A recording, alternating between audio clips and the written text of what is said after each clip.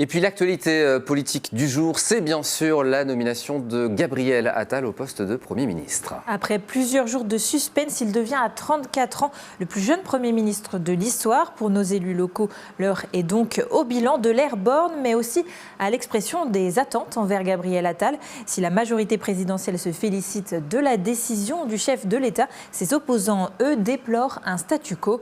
Lucas Chopin. L'information a été confirmée ce midi. Le ministre de l'Éducation nationale, Gabriel Attal, est nommé Premier ministre. Une actualité d'ampleur nationale avec des répercussions locales. Pour la députée Fabienne Colbock, qui entretient d'excellentes relations avec l'homme de 34 ans, cette nomination assurera une écoute des problématiques du terrain. Gabriel Attal, c'est un député avec qui j'ai travaillé déjà en 2017. C'est un ministre avec qui je travaille depuis 2018. Et on a une très grande confiance l'un envers l'autre. Je pense que l'enjeu, il est de répondre au quotidien des Français, d'avoir une vision et de gagner ces élections européennes. Et je pense que le Premier ministre a un rôle à jouer. Même discours dans le Loir-et-Cher. Pour Mathilde Desjonquers, Gabriel Attal fera un Premier ministre idéal.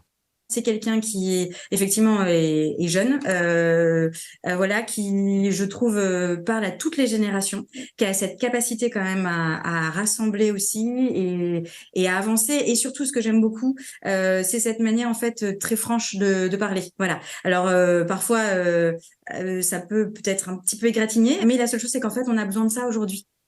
Pour les opposants au gouvernement, en revanche, on regrette un cap inchangé.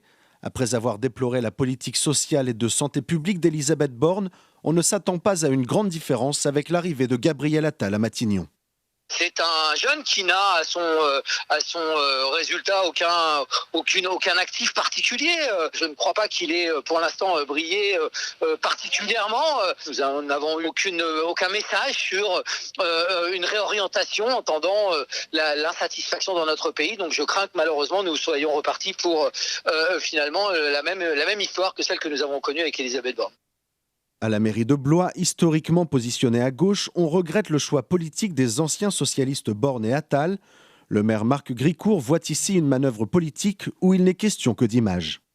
On est dans une approche libérale. Je crains qu'on soit beaucoup dans la communication et c'est d'ailleurs ce qui lui est reconnu, ses qualités de communicant.